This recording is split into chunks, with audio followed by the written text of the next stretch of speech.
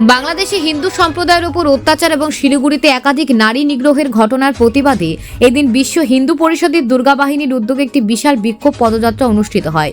পানিট্যাঙ্কি মোড়ে রামকৃষ্ণ ময়দান থেকে শুরু হয় পদযাত্রাটি। শতাধিক মানুষের উপস্থিতিতে প্রতিবাদের আওয়াজে মুখর হয়ে ওঠে গোটা এলাকা। পদযাত্রায় অংশগ্রহণকারীরা প্ল্যাকার্ড ও ব্যানার হাতে অত্যাচার ও নিগ্রহের বিরুদ্ধে তীব্র ক্ষোভ প্রকাশ করেন।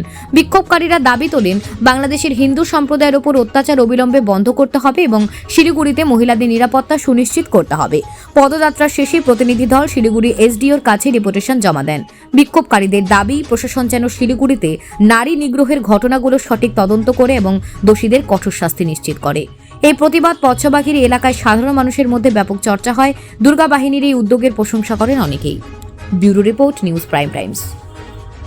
প্রতিনিয়ত কিছুদিন আগেও একজন মেয়ে তাকে অপহরণ করে নিয়ে যাওয়া হয়েছে কলকাতায়, এখনও কিন্তু তার ঠিকমতো হদিশ হয়নি বা বিচার ঠিকমতো পাওয়া যায়নি। তাহলে বারবার একই ঘটনা যখন ঘটছে, তাহলে আমাদেরকে তো আওয়াজ তুলতে হবে।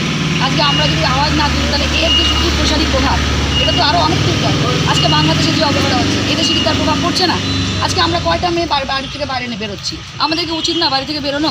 আজকে আমরা বাংলাদেশ আমাদের একদম কাছে, একটু পা দিলে বাংলাদেশ আমাদের একদম কাছের প্রতিবেশী।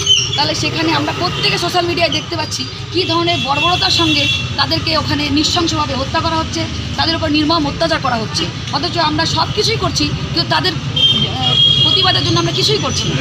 অন্তত একটা আওয়াজ তো আমরা তুলতে পারি। আজকে দুর্গা বাহিনী সেই প্রয়াসটাই হাতে নিয়েছে যে আর কেউ বলুক না বলুক, শুরুটা আমাদের থেকেই হোক।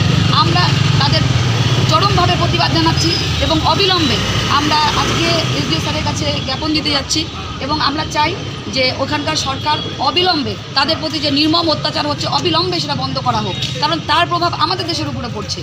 এবং শুধু তাই না, আমাদের শিলিগুড়িটাও কিন্তু যথেষ্ট এখন কি বলবো, নরম জায়গায় আছে, প্রচণ্ড সহানুভূতিশীল জায়গায় আছে। সেখানকার মেয়েরা যথেষ্ট সুরক্ষিত নয় এবং তার প্রভাব গিয়ে পড়ছে গোটা বাংলার উপরে। আজকে আমাদের মুখ্যমন্ত্রী একজন মহিলা, তারও তো এর প্রতি কোনো স্টেপ নেওয়া দরকার। যার জন্যই আমরা চাই আমরা মেয়েরাই সবার আগে যেন পদক্ষেপটা গ্রহণ করি। কারণ প্রতিবার কিন্তু যখনই দেখা গেছে কোনো রকম অশান্তি হয়েছে কোথাও, বাংলাদেশে বলুন বা ভারতেই বলুন, সবার আগের প্রভাব কিন্তু মেয়েদের উপরেই পড়েছে। মেয়েরাই চরমভাবে বারবার বর্বরতার সঙ্গে লাঞ্ছিত হয়েছে, মৃত্যুবরণ করেছে বারবার।